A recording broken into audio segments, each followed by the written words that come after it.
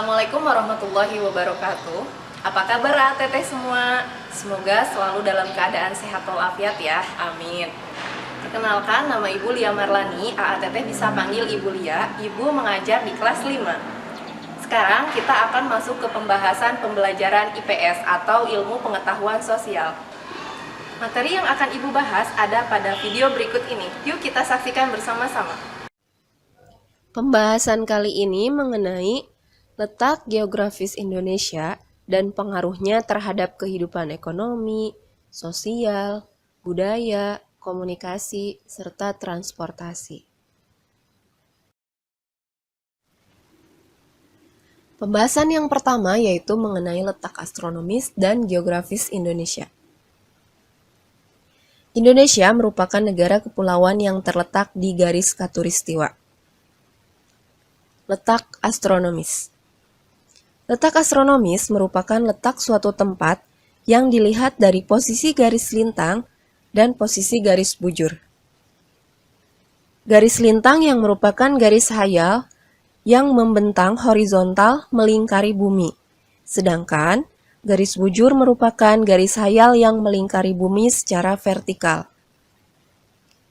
Letak astronomis Indonesia berada di antara 6 derajat lintang utara sampai dengan 11 derajat lintang selatan, dan di antara 95 derajat bujur timur sampai 141 derajat bujur timur. Pengaruh letak astronomis Indonesia yaitu berada di kawasan iklim tropis yang memiliki 2 musim dan pembagian 3 daerah waktu, yaitu WIT atau Waktu Indonesia Timur, WITA atau Waktu Indonesia Bagian Tengah, dan WIB, Waktu Indonesia Bagian Barat. Lalu letak geografis. Letak geografis ditentukan berdasarkan posisi suatu daerah dibandingkan dengan posisi daerah lain. Berdasarkan letak geografis, Indonesia terletak di antara 2 benua, yaitu benua Asia dan benua Australia, serta terletak di antara 2 samudra, yaitu Samudra Hindia dan Samudra Pasifik. Posisi Indonesia sangatlah strategis dan penting dalam bidang perekonomian. Mengapa? Karena Indonesia berada di persimpangan lalu lintas dunia. Dengan adanya letak astronomis dan letak geografis di Indonesia, sehingga terjadilah ketampakan alam. Ketampakan alam merupakan sebuah bentang alam yang terjadi dengan sendirinya. Nah, ketampakan alam di Indonesia terdiri atas wilayah daratan dan wilayah perairan. Wilayah daratan merupakan bagian permukaan bumi yang tidak digenangi oleh air dan yang berbentuk padat. Sementara, wilayah perairan adalah bagian permukaan bumi yang menempati wilayah yang luas dan digenangi oleh air. Contoh ketampakan alam di wilayah daratan. Yang pertama, pegunungan. Pegunungan merupakan rangkaian gunung yang sambung menyambung satu sama lain serta mempunyai ketinggian lebih dari 500 meter di atas permukaan air laut. Contohnya, Pegunungan Dieng yang terletak di Pulau Jawa. Lalu yang kedua, dataran tinggi. Dataran tinggi merupakan daratan yang terletak pada ketinggian lebih dari 600 meter di atas permukaan air laut. Contohnya, dataran tinggi Priangan yang terletak di Jawa Barat. Lalu yang ketiga, dataran rendah. Dataran rendah merupakan daerah yang memiliki ketinggian antara 0 sampai 200 meter di atas permukaan laut. Contohnya, Pulau Papua bagian selatan. Lalu yang keempat, pantai. Pantai merupakan wilayah perbatasan antara daratan dan perairan. Biasanya, pantai, ada yang berbentuk landai, dan ada juga yang berbentuk curam. Contoh ketampakan alam di wilayah perairan, diantaranya yang pertama laut. Laut merupakan kumpulan air asin yang menggenangi sebagian besar permukaan bumi dan memisahkan daratan menjadi beberapa pulau dan benua. Lalu yang kedua lautan. Lautan atau samudra adalah laut yang sangat luas. Lalu yang ketiga sungai. Sungai merupakan aliran air yang besar yang berada di wilayah daratan. Lalu yang keempat danau. Danau merupakan genangan air yang sangat luas yang dikelilingi oleh daratan. Yang kelima rawa. Rawa merupakan tanah yang rendah, umumnya di daerah pantai dan digenangi oleh air. Nah, biasanya banyak terdapat tumbuhan air. Yang keenam, selat. Selat merupakan laut di antara pulau-pulau. Dan yang ketujuh, teluk. Teluk merupakan bagian laut yang menjorok ke daratan. Keanekaragaman fauna di Indonesia. Fauna atau hewan di Indonesia sangatlah beragam. Hal ini disebabkan karena wilayah Indonesia sangat luas dan berbentuk kepulauan di wilayah tropis. Nah, keanekaragaman dan perbedaan fauna di Indonesia itu sangatlah dipengaruhi oleh keadaan alam, gerakan hewan, dan rintangan alam. Nah, menurut ilmuwan Inggris, persebaran fauna di Indonesia dibagi berdasarkan 3 kelompok, yaitu fauna tipe asiatis, peralihan, dan australis. Fauna tipe asiatis ini berada di wilayah bagian barat Indonesia. Bagian barat Indonesia meliputi Sumatera, Jawa, Bali, Madura, Kalimantan. Salah satu contoh hewannya adalah badak. Lalu yang kedua, fauna tipe peralihan, yaitu yang berada di bagian wilayah tengah Indonesia. Wilayah bagian tengah Indonesia meliputi Sulawesi, Nusa Tenggara Barat, Nusa Tenggara Timur, Maluku Tengah, dan Maluku Tenggara. Contohnya, hewan komodo. Lalu yang ketiga, fauna tipe australis yang berada di bagian timur wilayah Indonesia. Wilayah bagian timur Indonesia meliputi Maluku Utara dan Papua. Contohnya, burung cendrawasih.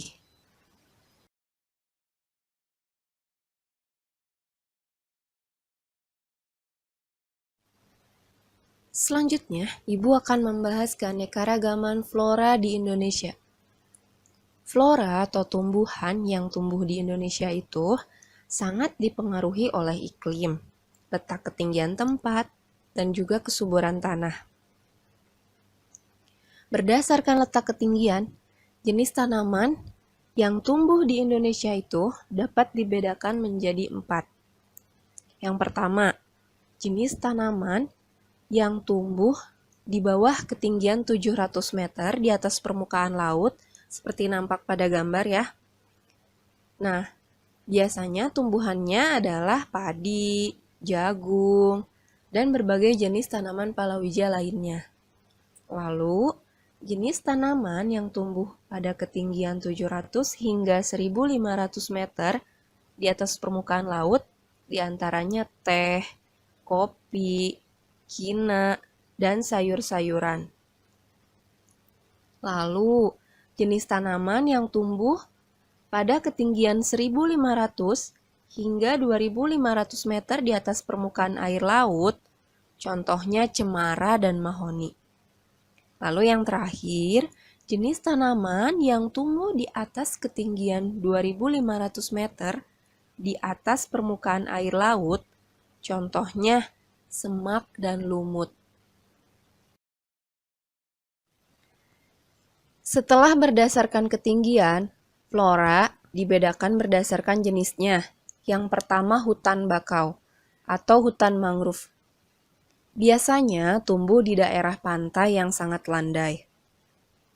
Di Indonesia, hutan bakau biasanya terdapat di pesisir pantai Pulau Papua, di pesisir pantai Pulau Kalimantan, dan di beberapa pesisir pantai timur yang ada di Pulau Sumatera. Lalu yang kedua, hutan musim atau hutan yang pada musim hujan biasanya tumbuh subur, namun pada saat musim kemarau biasanya daunnya meranggas. Contohnya hutan jati. Lalu yang ketiga, sabana. Sabana merupakan padang rumput yang sangat luas yang diselingi dengan semak belukar. Sabana terdapat di Jawa Timur dan Kepulauan Nusa Tenggara. Yang keempat, hutan hujan tropis, yang merupakan hutan yang terdapat di daerah tropis dan memiliki curah hujan yang cukup tinggi. Biasanya hutan hujan tropis sangat lebat dengan berbagai macam tumbuhan. Biasanya terdapat di Pulau Kalimantan, Sumatera, Sulawesi, dan Papua. Selanjutnya yang kelima, hutan rawa. Biasanya terdapat di daerah rawa yaitu di pantai timur Sumatera, di pantai Kalimantan Barat, dan di pantai Kalimantan Tengah. Biasanya jenis tanaman yang tumbuh berupa beluntas, pandan, dan ketapang.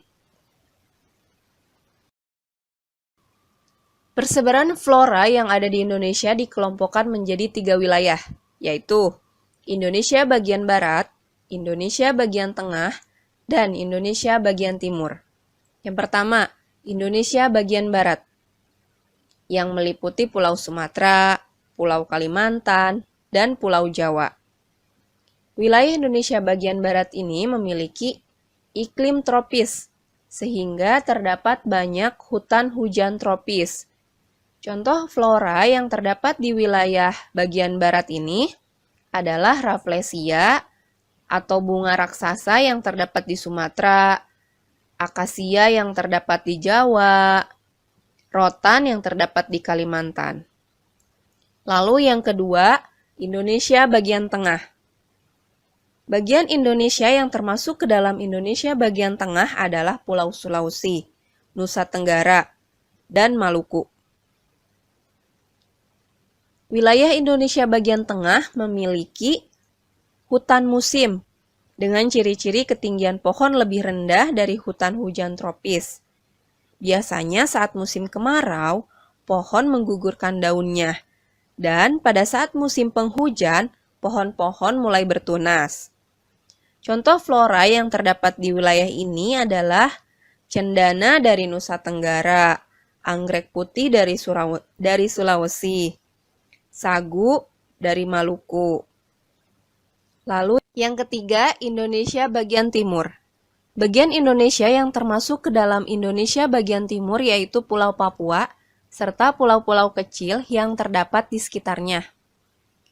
Nah, wilayah Indonesia bagian timur memiliki hutan sabana dengan ciri-ciri padang rumput yang sangat luas, terdapat semak-semak belukar, dan hanya terdapat beberapa pohon dengan ketinggian yang rendah. Contohnya, tumbuhan bakau terdapat di Pulau Papua, sagu di Pulau Papua juga, dan anggrek.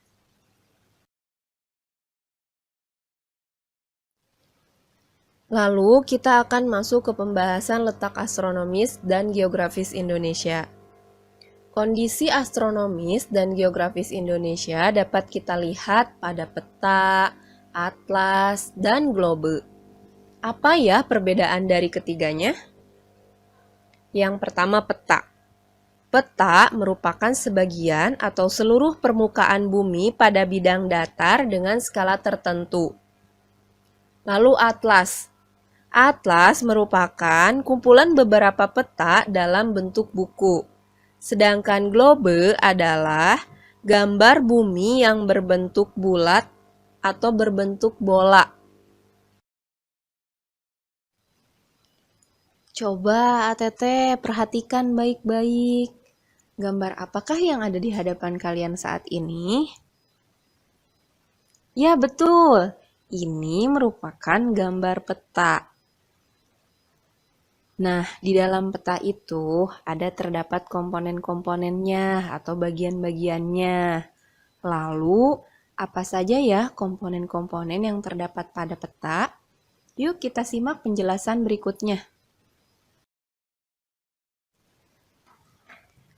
Komponen-komponen pada peta biasanya berguna untuk membaca dan memahami isinya. Apa saja komponen-komponen yang terdapat pada peta? Yang pertama, judul peta. Nah, untuk judul peta biasanya terdapat di paling atas peta posisinya. Seperti misalnya peta Indonesia.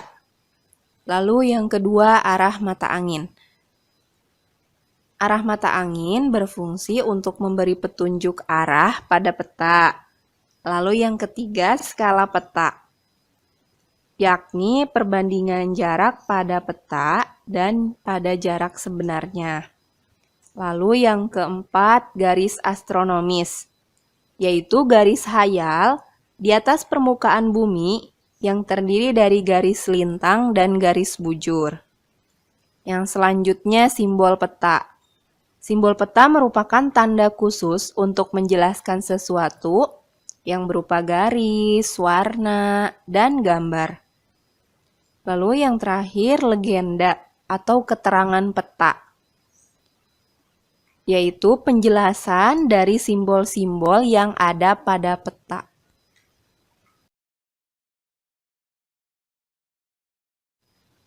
Untuk selanjutnya, Ibu akan menjelaskan jenis-jenis peta. Secara garis besar, peta dibedakan menjadi dua macam, yaitu peta umum dan peta khusus. Yang pertama, peta umum. Peta umum adalah peta yang menggambarkan hampir semua ketampakan wilayah. Dalam peta umum, semua ketampakan alam dan buatan digambar secara umum, misalnya sungai, gunung, laut, dan danau.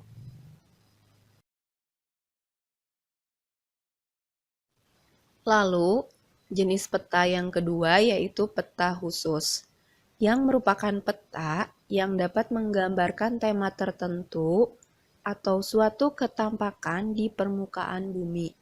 Ada beberapa contoh peta khusus, yaitu yang pertama peta persebaran fauna yang dapat menggambarkan berbagai jenis hewan yang tersebar di wilayah tertentu. Lalu yang kedua, peta persebaran flora yang menggambarkan berbagai jenis tumbuhan yang terdapat di suatu wilayah. Lalu yang ketiga, peta curah hujan yang menggambarkan persebaran curah hujan, juga besarnya curah hujan di suatu wilayah.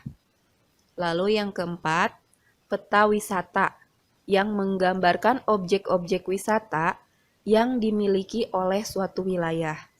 Dan yang terakhir, peta sumber daya alam yang menggambarkan suatu sumber daya alam yang dimiliki oleh suatu wilayah tertentu.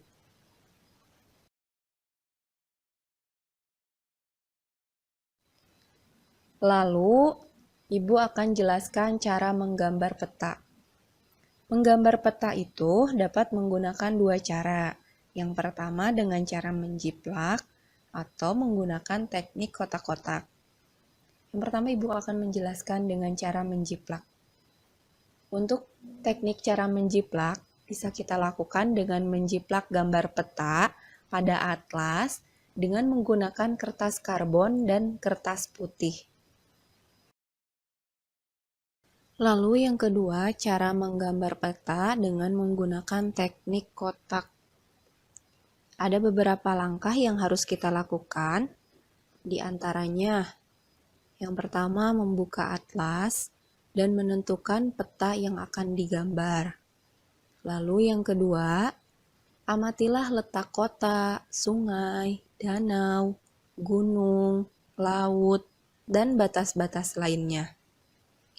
Lalu langkah selanjutnya, kita harus membuat garis-garis melintang dan membujur pada gambar peta asli dengan menggunakan pensil. Misalnya, luas kotak yang terdiri dari panjang dan lebar, misalnya 2 dikali 2 cm. Langkah selanjutnya yaitu kita harus menyiapkan kertas yang akan digunakan untuk menggambar peta. Lalu, kita harus membuat kotak-kotak yang sama seperti pada peta asli. Langkah selanjutnya yaitu kita harus menggambar peta pada kertas dan harus tetap memperhatikan goresan pensil agar sesuai dengan alur garis atau kotak pada peta.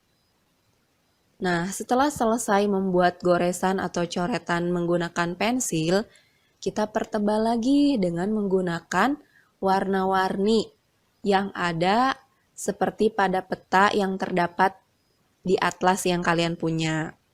Lalu, setelah itu kita dapat menghapus kotak-kotak yang tadi telah kita buat dengan menggunakan pensil, dan huruf serta nomornya juga harus kita hapus. Indonesia merupakan negara kepulauan. Kepulauan Indonesia terbentang dari Sabang hingga Merauke, dengan kondisi geografis daerah yang bervariasi.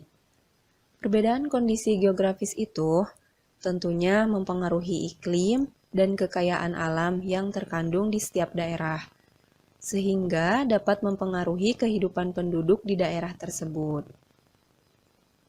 Selanjutnya, Ibu akan jelaskan pembagian daerah berdasarkan ketinggian.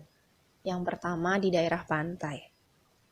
Pantai merupakan daerah daratan yang berbatasan dengan laut. Mata pencaharian sebagian besar penduduk di daerah pantai adalah nelayan. Ada juga beberapa penduduk lainnya yang bekerja pada sektor perikanan dan perkebunan kelapa. Lalu yang kedua, di daerah dataran rendah. Nah, di daerah dataran rendah, penduduknya berkegiatan jauh lebih beragam. Karena dataran rendah cocok untuk dijadikan wilayah pertanian, perkebunan, peternakan, industri, dan juga pusat bisnis. Lalu yang ketiga, di daerah dataran tinggi. Daerah dataran tinggi biasanya berupa pegunungan atau perbukitan. Daerah pegunungan memiliki tanah yang subur dan juga udara yang sejuk. Oleh karena itu, banyak penduduk yang bekerja sebagai petani. Selanjutnya, juga keindahan alamnya berpotensi sebagai tempat wisata terhadap beberapa penduduk bekerja sebagai penjual jasa wisata. Yang pertama, wilayah kepulauan. Indonesia merupakan negara yang terdiri dari ribuan pulau. Pulau utama di Indonesia diantaranya Pulau Jawa, Sumatera, Kalimantan, Sulawesi, dan Papua. Sehingga dapat melahirkan keanekaragaman suku, bahasa, agama, dan kebudayaan.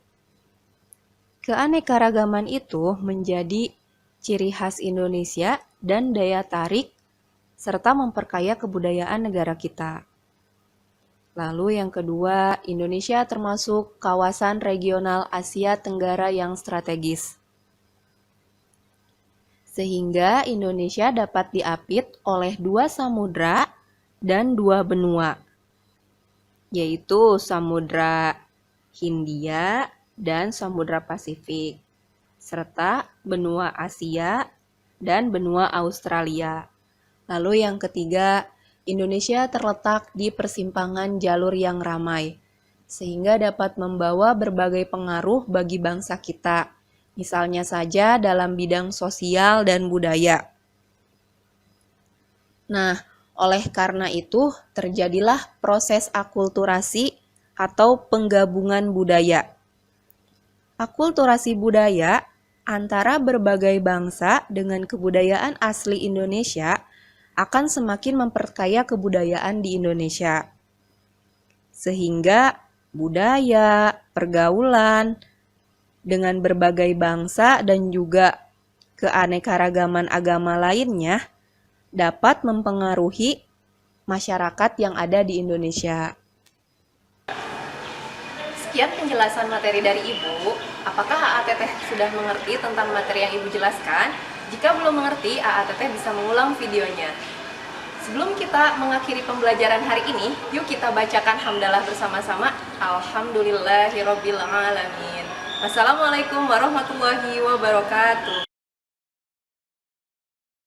Hey sobat, disinilah aku sekolah.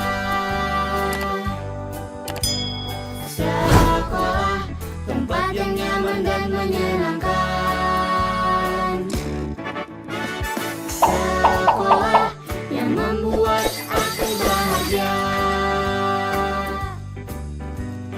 Itulah SDIT Cendekia Purwakarta.